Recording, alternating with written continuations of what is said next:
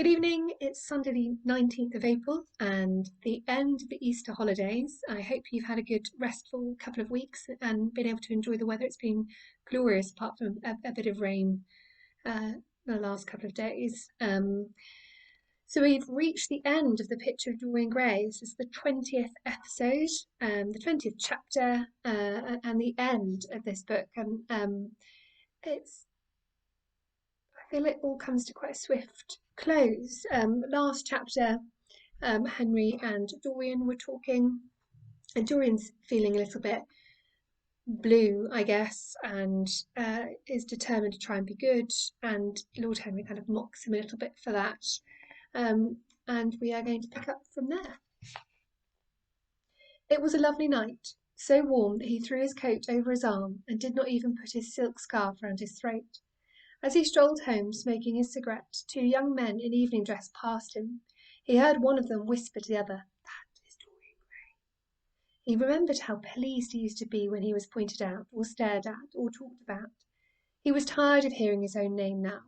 Half the charm of the little village where he had been so often lately was that no one knew who he was. He had often told the girl whom he had lured to love him that he was poor, and she had believed him. He had told her once that he was wicked, and she had laughed at him, and answered that wicked people were always very old and very ugly. What a laugh she had, just like a thrush singing. And how pretty she had been in her cotton dress and her large hats. She knew nothing, but she had everything that he had lost. When he reached home, he found his servant waiting up for him.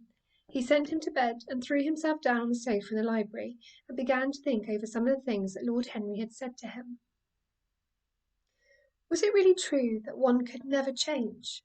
He felt a wild longing for the unstained purity of his boyhood, his rose-white boyhood, as Lord Henry had once called it.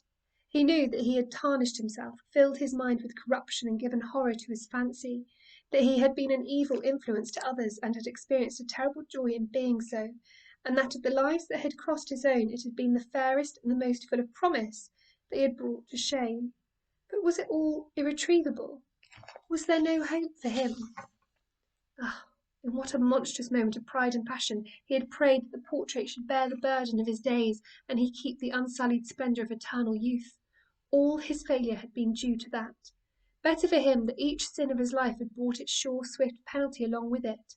There was purification in punishment, not "forgive us our sins," but "smite us our iniquities," should be the prayer of man to a most just God.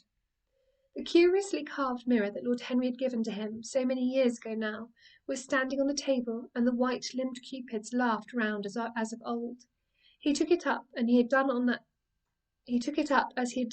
night of horror, when he had first noticed the change in the fatal picture, and with wild, tear-dimmed eyes looked into its polished shield. Once, someone who had terribly loved him had written to him a mad letter ending with the idolatrous words, "The world is changed because you are made of ivory and gold. The curves of your lips rewrite history."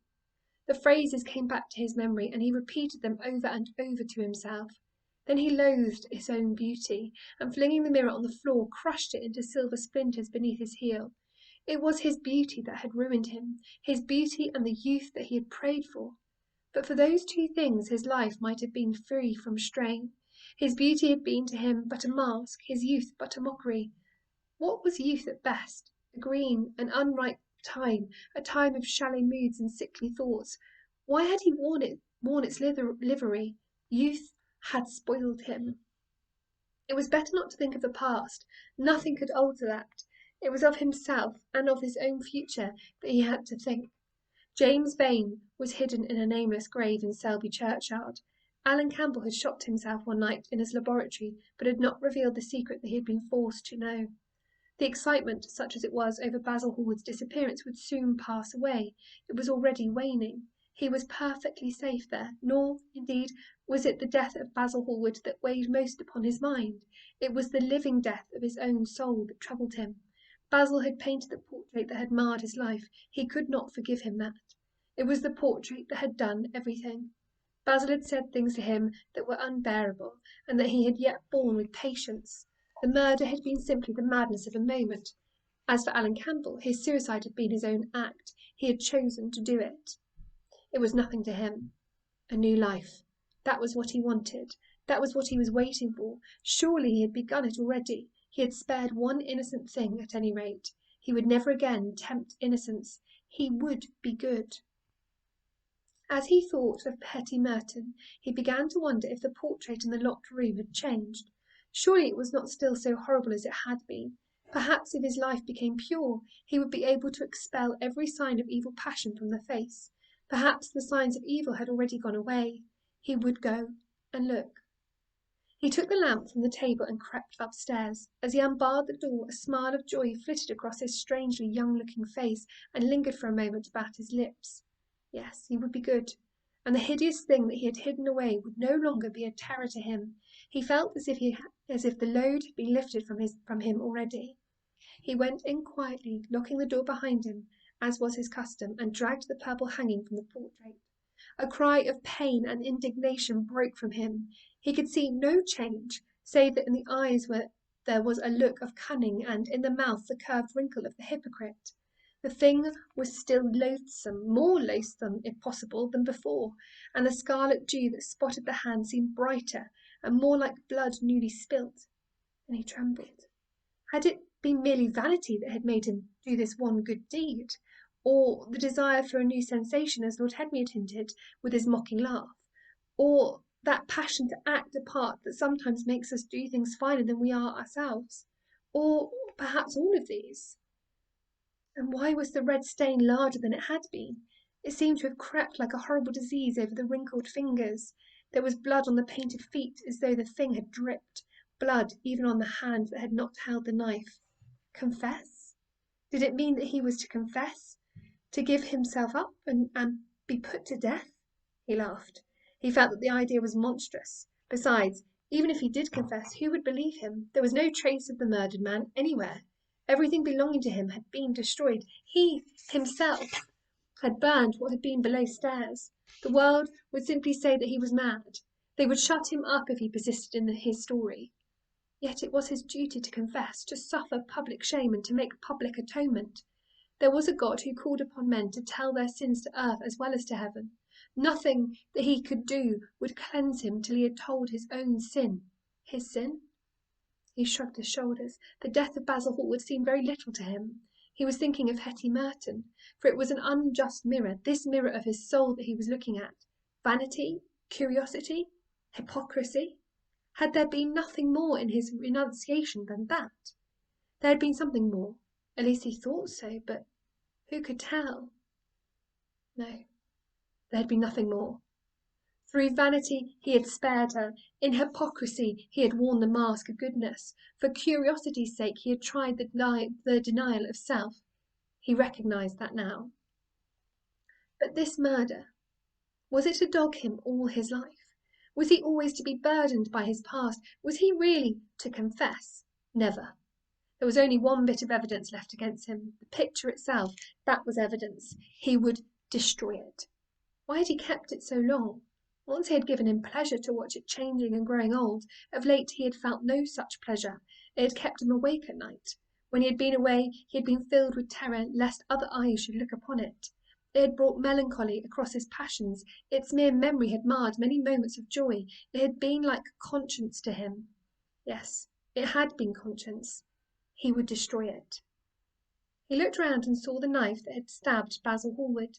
He had cleaned it many times till there was no stain left upon it. It was bright and glistened. As it had killed the painter, so it would kill the painter's work and all that meant. It would kill the past, and when that was dead, he would be free. It would kill this monstrous soul life, and without its hideous warnings, he would be at peace. He seized the thing and stabbed the picture with it. There was a cry heard, and a crash.